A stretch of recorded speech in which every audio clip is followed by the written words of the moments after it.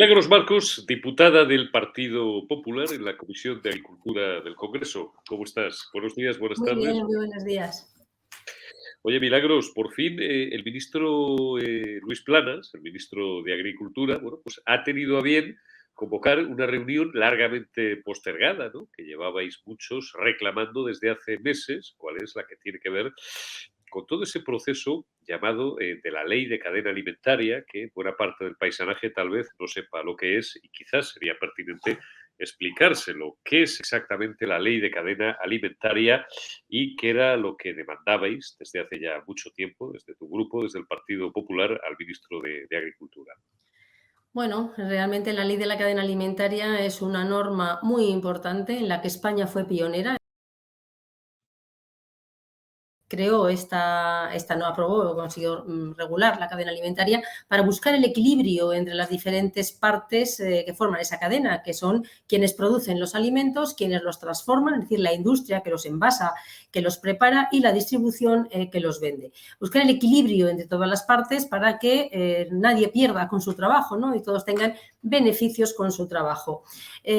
Además de la ley de la cadena alimentaria, se crearon instrumentos en el año 2015, en desarrollo de esta ley de la cadena de 2013, se creó un instrumento que es el Observatorio de la Cadena Alimentaria para seguir y hacer el análisis de los costes de producción, es decir, cómo van evolucionando los costes de producción y cómo van, en consecuencia, evolucionando los precios. Por lo tanto, el Observatorio de la Cadena tiene entre sus funciones, además de otras muchas, el hacer ese análisis y ver cómo se van comportando los costes y cómo se van comportando los precios.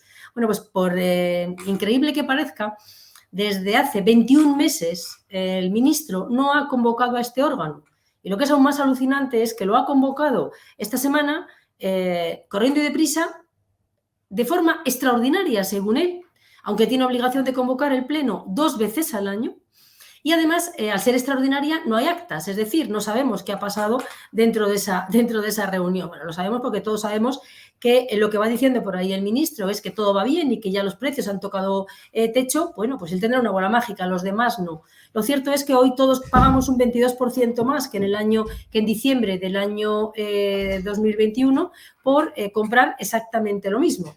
Por lo tanto, no tomar medidas en este momento no parece que sea lo más adecuado, ¿no? Y convocar a todos los agentes de la cadena para escucharles y no tomar nota y que no quede constancia escrita y además luego salir diciendo que esto se va a solucionar cuando pase el tiempo, pues hombre, no parece lo más razonable, ¿no?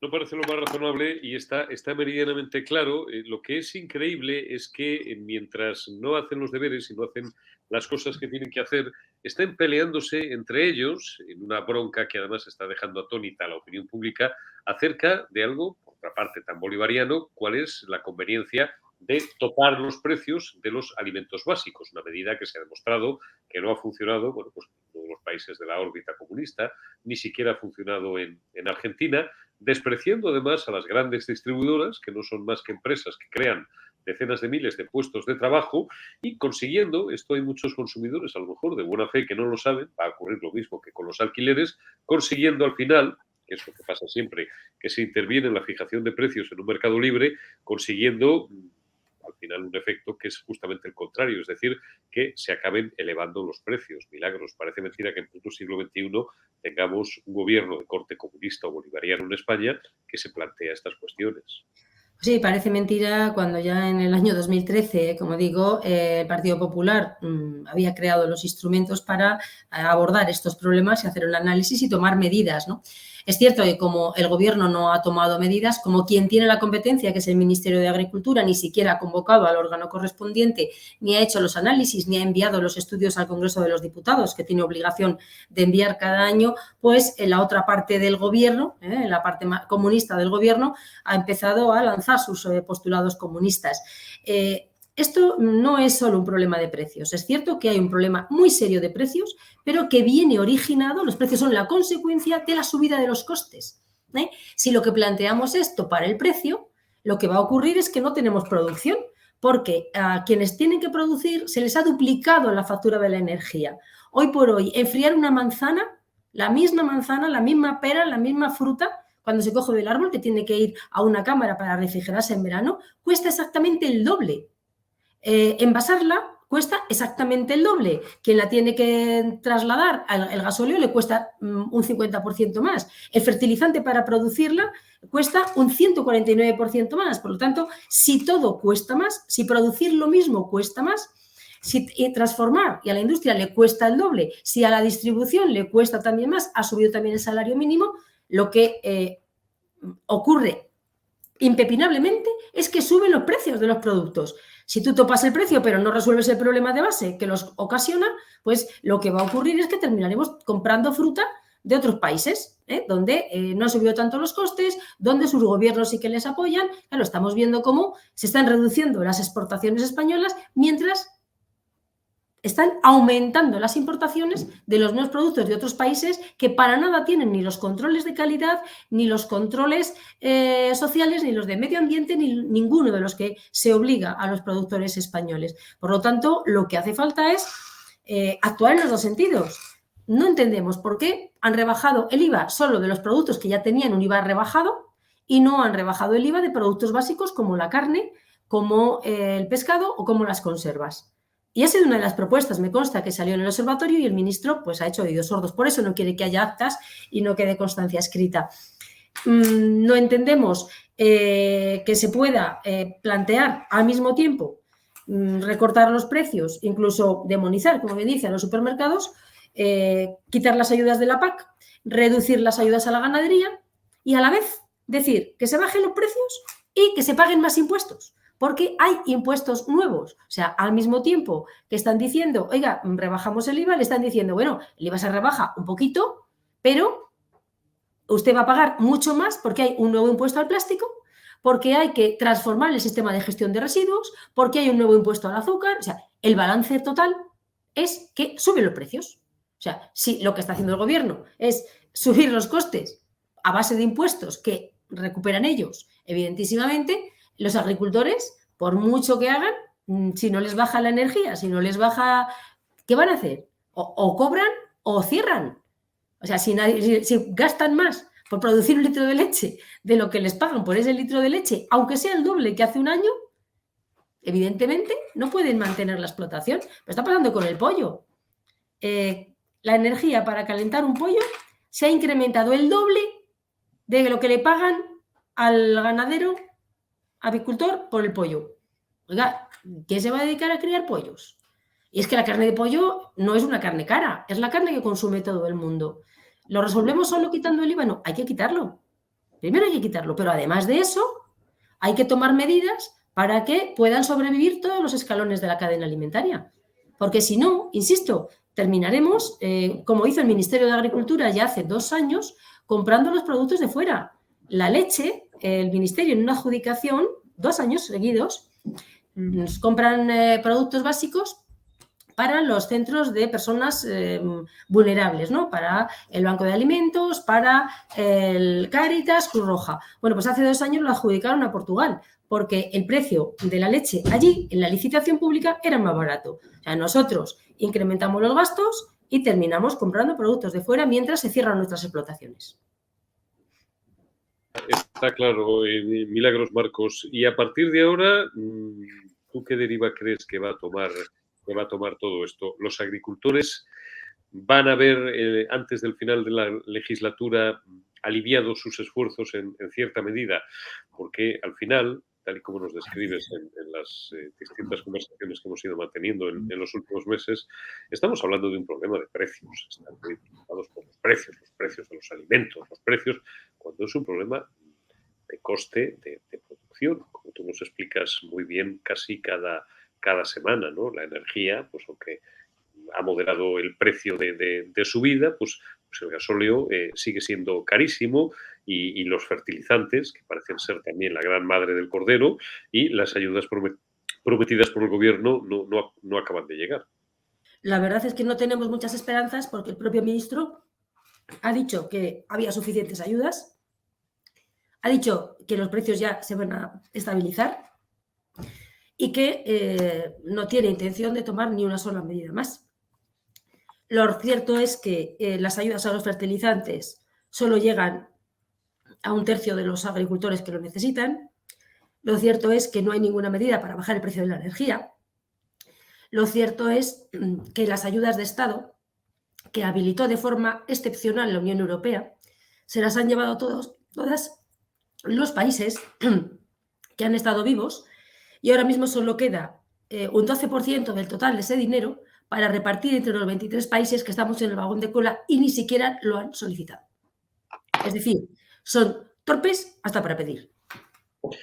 Son torpes hasta para pedir, pues no nos dejas muchas esperanzas, Milagros Marcos, pero como es lo que hay, pues así lo tenemos que contar y así lo seguiremos contando. Por lo menos estaremos muy pendientes de la evolución del sector agrícola y ganadero. Milagros Marcos, portavoz, miembro de la Comisión de Agricultura del Partido Popular en el Congreso. Muchísimas gracias, como siempre, por tu cortesía con la retaguardia, con Periodista Digital.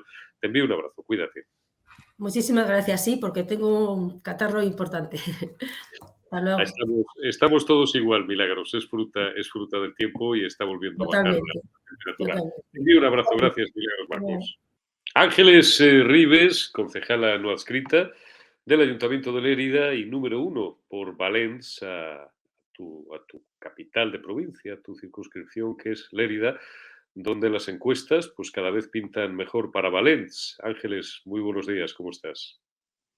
Muy buenos días, pues bien, el trabajo está dando sus frutos. Precisamente el gran reto que teníamos no era tanto en que se conociera el proyecto en sí, porque el proyecto es bueno y por lo tanto yo creo que ahí no hay discusión acerca de quién puede representar a esos votantes que ahora mismo se sentían desamparados porque no lo representaban ni el Partido Popular ni el Partido Socialista, desde luego, y que han sido completamente abandonados por Ciudadanos, y el reto era precisamente conseguir el que el nombre, el que la marca pues fuera más conocido y que lo tuvieran como una opción. Desde el momento en que ese trabajo se está llevando a cabo, pues los resultados en las encuestas ya están dando una entrada clara de Valens en el Ayuntamiento de Barcelona. En Lérida estamos a muy pocas décimas, así que yo creo que probablemente en estas elecciones municipales de mayo seamos la gran sorpresa dentro del panorama catalán. En las encuestas que yo he visto y que manejáis en las últimas semanas y sobre todo en los últimos días, se da por ganador en el Ayuntamiento de Barcelona pues a Xavier Trías, ¿no? El PSC queda por detrás, el señor Colboni, y Valens entraría con dos concejales en el Ayuntamiento de la Ciudad Condal, el de Eva Parera y seguramente alguno más. En Lérida, como nos estás contando, las cosas pintan bien para una nueva fuerza, de nuevo cuño, constitucionalista, defensora del bilingüismo, de la defensa a ultranza de la españolidad en Cataluña, de la Constitución y del Estado de Derecho. Antes de hablar de otros asuntos de actualidad general, tengo yo una curiosidad personal. Siempre que nace un nuevo o que llega un nuevo actor a la fiesta, pues los que ya llevaban un rato en la fiesta, que ven que a lo mejor las croquetas van a empezar a escasear, o las copas de vino, o el zumo de naranja, o lo que tomen, pues a lo mejor se ponen un poco de manos, ¿no? Como diría un castizo, se adquieren una cierta prevención. ¿Qué relaciones mantenéis con otras fuerzas políticas? ¿Habéis notado alguna especialmente beligerante que se sienta amenazada porque le podáis robar parte de su espacio electoral? No sé si a lo mejor el Partido Popular o Ciudadanos o incluso Vox, aunque Vox no es una fuerza de corte precisamente liberal, pero bueno, a lo mejor habéis sentido algún tipo de animadversión por parte de alguna del resto de fuerzas españolistas que ya competían en las elecciones catalanas, tanto en las autonómicas como ahora en las municipales. Hombre, a verlas, haylas. Y de hecho la prueba está en que precisamente la cuenta oficial de Twitter de Valens durante varios días ha estado suspendida porque alguien se ha dedicado a meter ataques en redes. Yo debo decir que en el trato personal yo lo tengo bueno, como no puede ser de otra manera. A mí nunca me ha gustado mezclar lo personal con lo político, pero sí que es verdad que sobre todo en redes sociales, en Facebook, en comentarios de Twitter, etcétera, hombre, a algunos se le está empezando a ver el latón y el plumero, en el sentido de que, bueno, pues hacen ataques que son un poco absurdos porque al final aquí hay que dejar claras dos cosas. La primera, que los votos no son propiedad de nadie. más que de aquel que mete la papeleta dentro de la urna. El voto es de cada una de las personas y por lo tanto no se puede patrimonializar por parte de nadie. Yo siempre he dicho que los votantes con nosotros, con los políticos, hacen una especie de contrato de 4 años y que después de esos 4 años tienen que hacernos un balance de si hemos cumplido o no hemos cumplido con lo que les habíamos prometido que íbamos a hacer. Y a partir de ahí tienen que meditar su voto y volver a renovarnos ese contrato o contratar con otro partido, con otro equipo. En el caso mío, por ejemplo, claro, yo ya llevo una trayectoria desde hace muchos años dentro del ayuntamiento y todo el mundo sabe cuál ha sido mi labor en defensa del bilingüismo, del constitucionalismo, del Estado de Derecho, pero no solamente eso, sino también en todo lo que implica el trabajo del día al día en un municipio. Entonces, es un poco absurdo el que en mi caso particular, pues puedan venir fuerzas que no han estado nunca dentro del ayuntamiento y diciendo que solo quedan ellos para solucionar las cosas cuando no han demostrado absolutamente nada, o otras fuerzas que sí que estando dentro, pues tampoco han hecho nada por cambiar las cosas ni el statu quo. Así que sí, es evidente que a medida que avance la campaña, yo estoy segura de que esos ataques se seguirán produciendo, pero al final yo confío mucho en el sentido común del votante. Yo creo que es una buena opción el tratarles como adultos, no como hacen otros que los tratan como si fueran niños pequeños.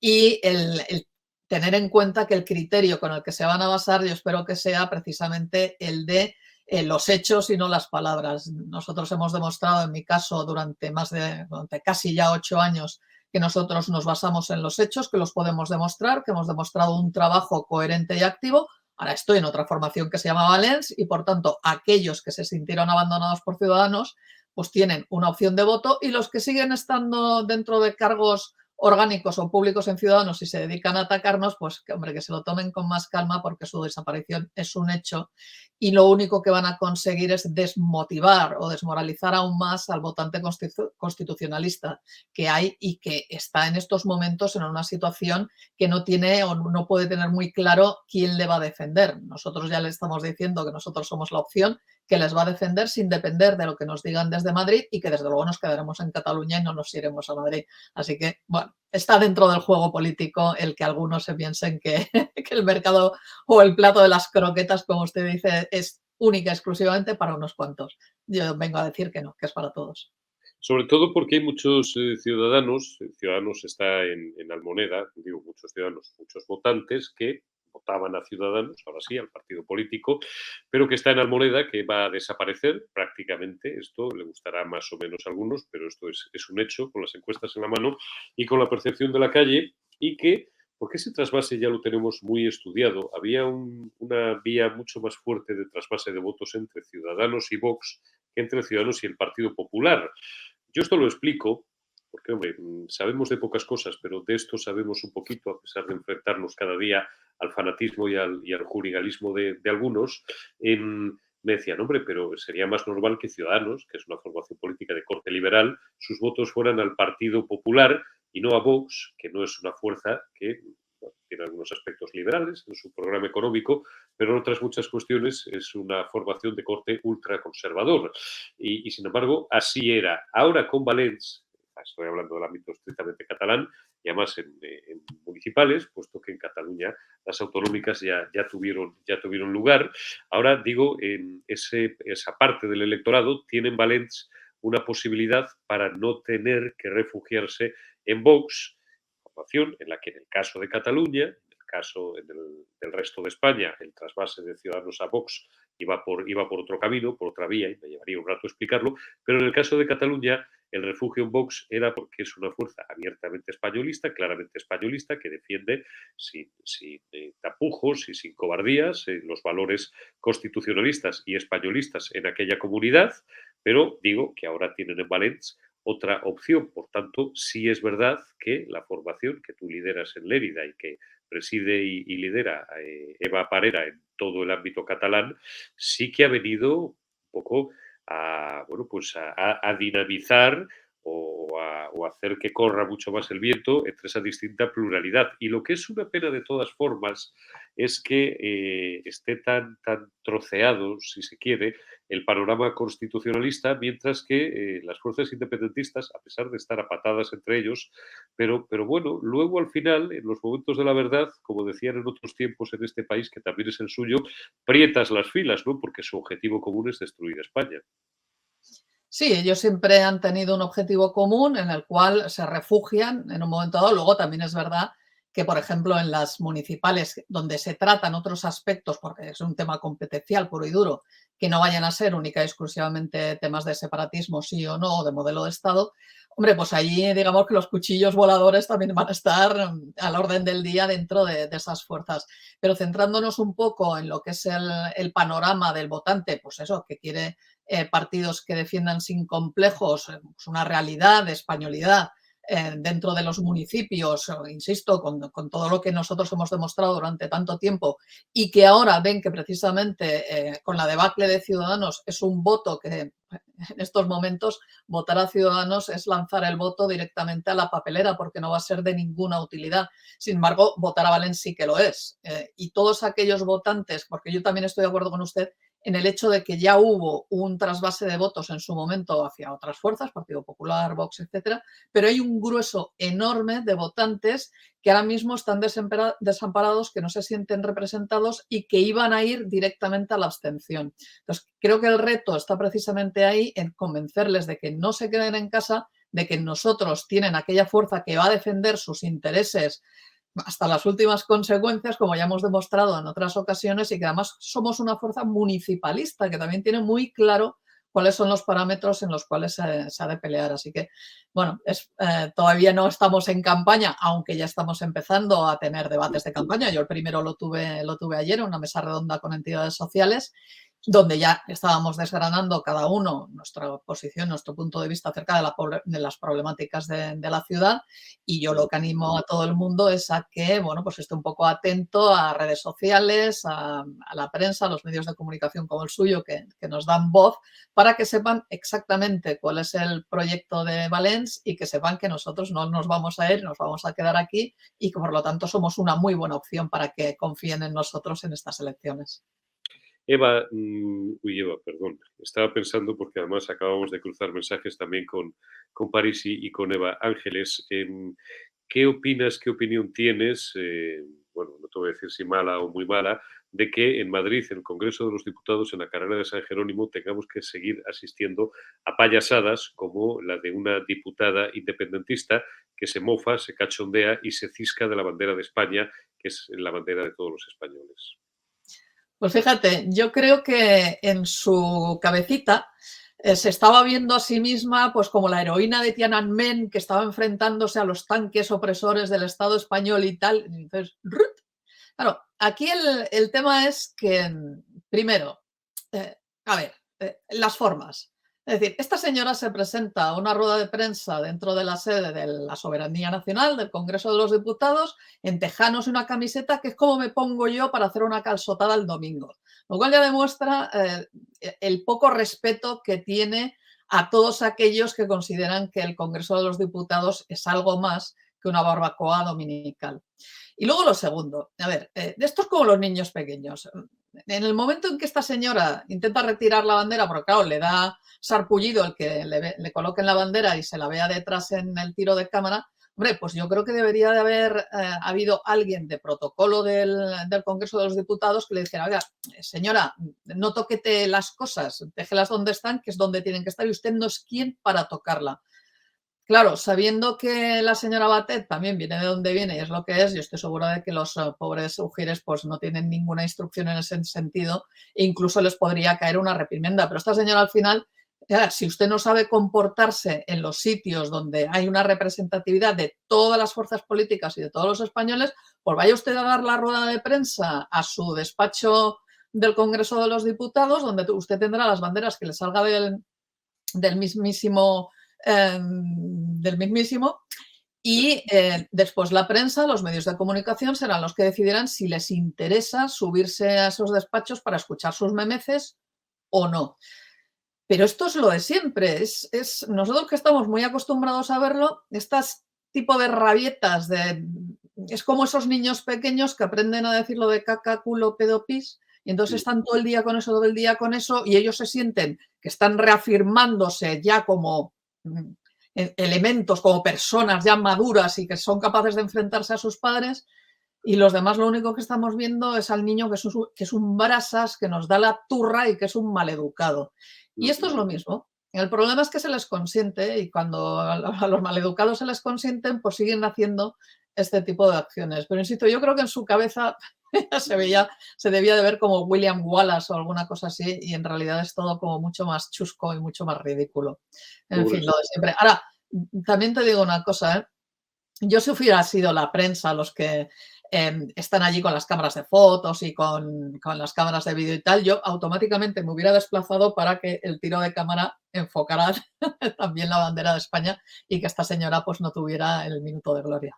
Para eso tendría que haber vida inteligente en el paisanaje periodístico millennial español, y no lo hay, porque entre la mitad que están aducidos por no sé qué partidos que nos van a salvar, la otra mitad que están abducidos por partidos independentistas porque consideran que el periodismo es una herramienta más de la revolución, en puro recuerdo de aquella excrecencia ideológica llamada marxismo, que en los años 70 y en los años 80 todavía movilizaba a muchos que entendían el periodismo como una lucha, pues no lo hicieron, evidentemente.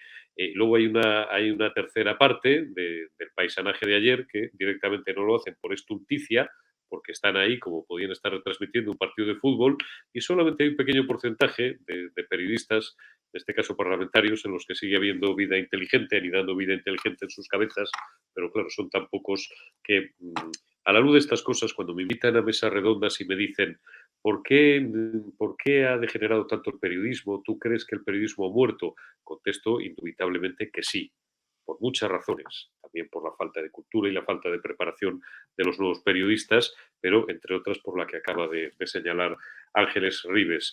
Doña Ángeles, que me alegro mucho, muchísimas gracias por atendernos una semana más en La Retaguardia, Periodista Digital. Cuídate mucho y suerte ahí fuera, en la calle, y ten cuidado que estás en territorio comanche, siempre te lo digo. Muchas gracias, don Eurico. Gracias a Periodista Digital de La Retaguardia. Como siempre, ha sido un placer. Y sí, ahí estaremos peleando, que es lo que nos corresponde. Ahí estaremos peleando. Un abrazo. Cuídate mucho, amiga.